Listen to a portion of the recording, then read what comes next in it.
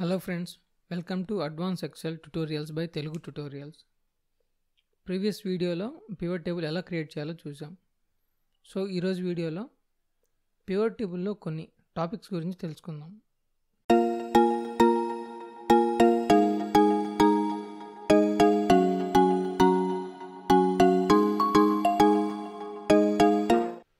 First one tabular form.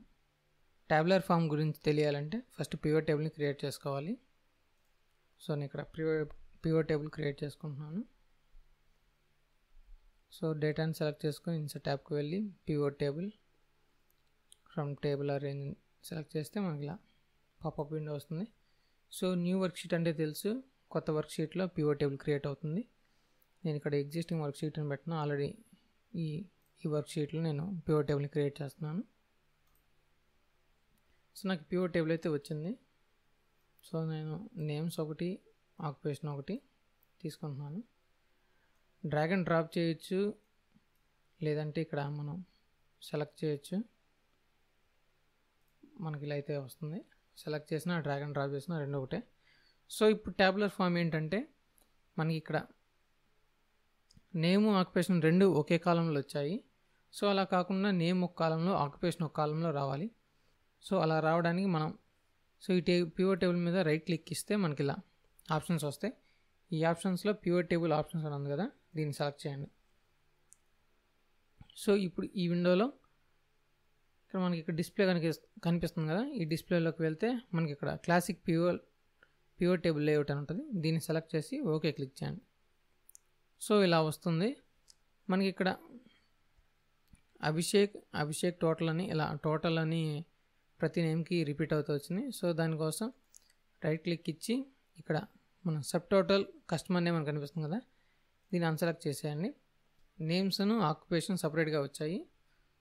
మనకి ఇక్కడ minus buttons కనిపిస్తున్నాయి. సో వాటిని తీసేయడానికి ఇదే ట్యాబ్లో ఇక్కడ మనకి ప్లస్ అండ్ మైనస్ బటన్స్ అని కనిపిస్తుంది కదా, దీన్ని క్లిక్ చేయండి. సో ఒక కాలంలోని డేటాని డిఫరెంట్ కాలమ్స్లోకి తేవడానికి మనం దీన్ని ట్యాబులర్ ఫామ్ అని అంటాం. So next group, ungroup. So దీని గురించి తెలుసుకోవడానికి కూడా పివట్ టేబుల్ని క్రియేట్ చేయండి. సో నేను పివట్ టేబుల్ని క్రియేట్ చేశాను. ఇక్కడ ఏంటంటే గ్రూప్, అన్గ్రూప్ అంటే ఇప్పుడు నేను ఇక్కడ ఏజ్ అనేది తీసుకున్నాను. సో ఈ ఏజ్లో ఏంటంటే 21 to 39 అంటే 40 ఒక గ్రూప్ అనుకుంటున్నా, ఒక ఏజ్ గ్రూప్ చేయాలి. 41 to 50 ఒక ఏజ్ గ్రూప్ చేయాలి.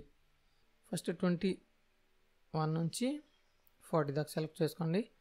రైట్ క్లిక్ ఇస్తే మనకి ఇక్కడ గ్రూప్ అనే ఆప్షన్ కనిపిస్తుంది కదా, దీన్ని సెలెక్ట్ చేయండి.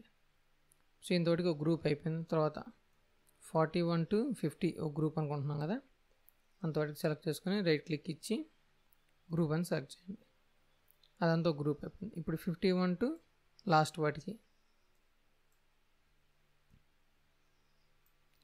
సెలెక్ట్ చేసి రైట్ క్లిక్ ఇచ్చి గ్రూప్ అని సెలెక్ట్ చేస్తే ఇలా 3 ఏజ్ గ్రూప్స్ అయితే మనకు క్రియేట్ అయినాయి. సో ఎప్పుడైనా ఏజ్ గ్రూప్స్ క్రియేట్ చేయాలి అన్నా, లేదంటే వేరే ఏదైనా గ్రూప్స్ క్రియేట్ చేయాలన్నా మనం ఇలా గ్రూప్స్ అనేవి క్రియేట్ చేయొచ్చు.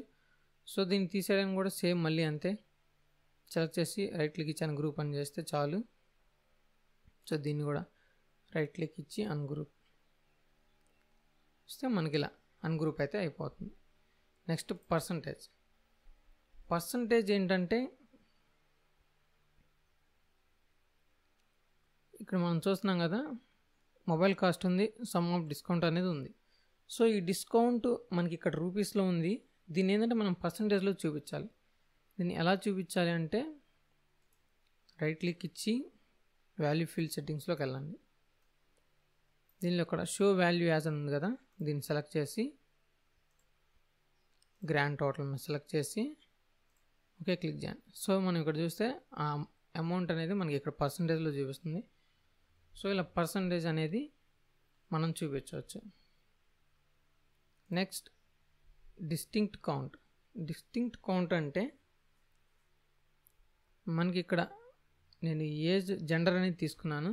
కౌంట్ ఆఫ్ జెండర్ అంటే ఎంతమంది మేల్ ఉన్నారు, ఎంతమంది ఫీమేల్ ఉన్నారని మనకి ఇక్కడ చూపిస్తుంది. సో ఇక్కడ నేను ఏమంటానంటే మెయిల్స్ అంతా అందరినీ ఒకటేగా తీసుకోవాలి, ఫీమేల్స్ అందరినీ ఒక నెంబర్ కింద తీసుకోవాలి. సో దానికోసం మళ్ళీ నేను కస్టమర్ జర్నీ తీసుకున్నాను. కౌంట్ అనేది వచ్చింది.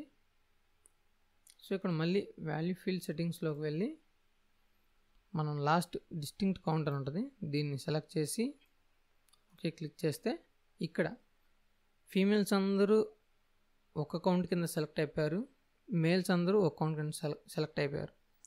సో వీళ్ళిద్దరి కౌంట్ వచ్చేసి 2, అంటే మేల్ అంతా ఒకళ్ళు, ఫీమేల్స్ అంతా ఇంకొకరు. సో ఇలా డిస్టింక్ట్ కౌంట్ అంటే ఇలా ఉంటుంది. నెక్స్ట్ క్యాలిక్యులేటెడ్ ఫీల్డ్ ఏంటంటే ఇక్కడ మనకి మొబైల్ కాస్ట్ ఉంది, డిస్కౌంట్ ఉంది. సో దీన్ని బట్టి టోటల్ ఎంత కాస్ట్ పడుతుంది మొబైల్ అనేది మనం ఇక్కడ ఇంకో కాలమ్ని క్రియేట్ చేయాలి. సో ఈ డేటాని యూస్ చేసుకొని ఈ పివట్ టేబుల్లో ఈ sum of mobile cost, sum of డిస్కౌంట్ని యూస్ చేసి, సో దీనికోసం మనం ఇక్కడ పివట్ టేబుల్ అనలైజ్ ట్యాబ్ ఉంది కదా, దీనిలోకి వెళ్తే మనకి ఇక్కడ ఫీల్డ్స్, ఐటమ్స్ అండ్ సెట్స్ అని ఉంటుంది. దీన్ని సెలెక్ట్ చేస్తే మనకి ఇక్కడ క్యాలిక్యులేటెడ్ ఫీల్డ్ అని ఉంటుంది, దీన్ని సెలెక్ట్ చేయండి. ఇప్పుడు ఈ పాపప్ విండోలో మనం ఏమనుకుంటున్నాం, టోటల్ మొబైల్ కాస్ట్ అనుకుంటున్నాం కాబట్టి టోటల్ మొబైల్ కాస్ట్ అని పెట్టాను. ఇక్కడ ఈ ఫార్ములాలో మనం ఫార్ములా అనేది ఇవ్వాలి. ఎప్పుడైనా ఫార్ములా ఈక్వల్తో స్టార్ట్ అవుతుంది కాబట్టి ఈక్వల్ సెలెక్ట్ చేసి ఇప్పుడు మొబైల్ కాస్ట్ అనేదాన్ని ఇన్సర్ట్ చేసి మైనస్ డిస్కౌంట్ తీసేయాలి కాబట్టి మనం డిస్కౌంట్ సెలెక్ట్ చేసి ఇన్సర్ట్ ఫీల్డ్ క్లిక్ చేసి ఇప్పుడు మొబైల్ కాస్ట్లో నుంచి డిస్కౌంట్ తీస్తేనే కదా మనకి మొబైల్ ఎంత రేటుకి వస్తుందనేది తెలుస్తుంది.